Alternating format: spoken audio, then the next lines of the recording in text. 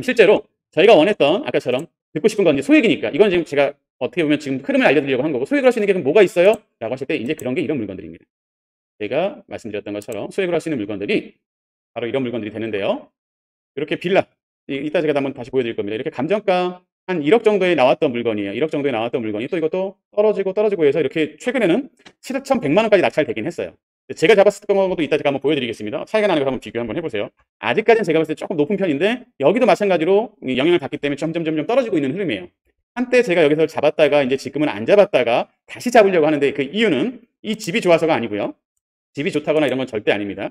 다시 이 물건을 잡으려고 하는 이유도 한번 설명을 드리면 이 3, 4구번이라는 데도 그렇고 부월동, 만수동 이런 그 조금 오래된 빌라라고 하죠. 오래된 빌라들이 재개발을 한다더라 해서 추진을 막 하고 있어요. 그 바람에 최근에 가격이 많이 올라갔던 지역 중에 하나입니다. 저도 많이 투자했던 지역 중에 하나고요. 근데 저는 재개발 때문에 투자한 게 아니라 단순히 경매로 투자했던 지역인데 이런 지역들이 막 올라가다가 지금 시장이 꺾이니까 다시 이제 가격이 떨어지고 있는 추세예요. 아직은 제가 봤을 때 부족해요. 얼마 더 떨어질 수 있어요. 이렇게 지금 한참 올라갔을 때는 뭐 1억대에 지금 실제 거래가 됐어요. 재개발 한다고 하더라 때문에 전세 놓고 해가지고. 이게 다시 좀 떨어지다 보니까 가격이 좀 떨어지고 있고 저는 예전에는 거의 이 정도 가격대에 잡았었거든요. 이거 설명 한번 이따 한번 드릴게요. 그러니까 이런 물건들이 아직도 진행할 수 있는 게 많이 있다라는 것도 이따 한번 더 드릴 텐데 이런 것도 뭐 특별한 물건들이 아닙니다. 마찬가지로 별로 어렵지 않아요. 기준만 잡으면 됩니다. 매각 물건 명세서라고 법원에서 나오는 기준만 보셔서 여기 아예 적혀 있어요. 친절하게. 최선순위 설정일자 이거 똑같습니다. 말소 기준 이 기준만 잘 잡으시면 됩니다. 2019년 11월 20일에 근저당이 있어요. 그러면 아까 말씀처럼 이 날짜보다 세입자가 더 뒤면 책임질 게 없다 그랬죠.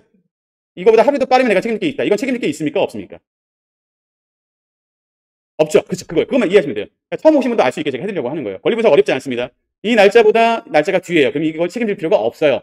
물어줄 필요가 없다는 거죠. 2,500을 물어줄까 우리가 겁이 나서 경매 못하는 것들이 있는데 이 권리분석에서 물어줄 게 없다면 끝나는 거예요. 그러면 낙찰받고 이분은 인도명령 또는 뭐 이렇게 해서 내보내면 되는 거기 때문에 어렵게 생각하실 필요 없다는 거.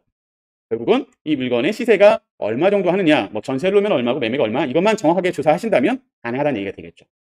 그런 거 알려드리려고 지금 말씀드렸고 그리고 실제로 소액으로 할 수 있는 이 물건들 중에서 제가 이게 좀 예전 물건이긴 하지만 실제 했던 물건 하나 좀 보여드리면 설명 다시 한번 드릴게요. 제 책을 보신 분들은 거기에서 보셨고 또 강의 들으신 분은 아시겠지만 아직까지도 이렇게 소액으로 건물주 집주인이 될 수 있는 물건들이 있다는 걸 설명드리고 싶어서 이걸 먼저 보여드렸고요. 지금 이렇게 땡땡땡으로 이렇게 좀 개인정보 때문에 좀 가려져 있긴 한데 내용은 똑같습니다. 보시면 남동구 구월동에 있는 1층 상가고요. 1층 상가 전용면적 10.8평에 대지권 3평짜리가 물건이 경매로 진행됐었고 감정가 2억 7,800이었다가 떨어졌다가 두 번째 매각이 됐었는데 미납이 되면서 다시 한번 떨어져서 실제로 감정가의 56.7% 56%대 제가 낙찰받던 물건이에요. 똑같이 권리분석상으로 보시면 말소 기준의 날짜 2006년 9월 19일이 말소 기준인데 이 날짜보다 세입자가 빠른가요? 느린가요? 보시면 2006년보다 이 사람이 더 늦죠? 그러니까 책임질 필요가 있을까요? 없을까요? 네, 없다는 얘기예요. 간단하게. 그러니까 쉽게 그냥 권리분석도 알려드리는 겁니다. 그래서 이 사람은 결국은 그냥 나가야 되는 사람인 거죠. 안타깝지만 보증금도 돌려받지 못하고 나가셔야 되는 입장인 세입자가 신 거예요. 그래서 제가 책에도 나왔지만 다시 한번 보세요. 2천만 원, 8천만 원이라는 제목으로 제가 책을 쓴 내용 중에 하나인데 다른 건 그러면 결국 이 밑에 있는 것도 마찬가지입니다. 이 기준이 있으면 이 기준의 뒤에 있는 근저당이나 압류나 이런 것들은 여기서 낙찰받고 끝내고 나면 모두 사라져요. 그러니까 제가 책임질 게 없어지고 등기부등본에도 빨간 줄로 싹 없어져서 깨끗해져요. 현황상으로는 깨끗하게 됩니다. 새로 대출받는다면 새로 대출만 나오게 되는 거니까 별 문제가 없습니다. 다만 이 물건에 문제가 있었던 건 첫 번째 유치권이라고 해서 신고가 있었어요.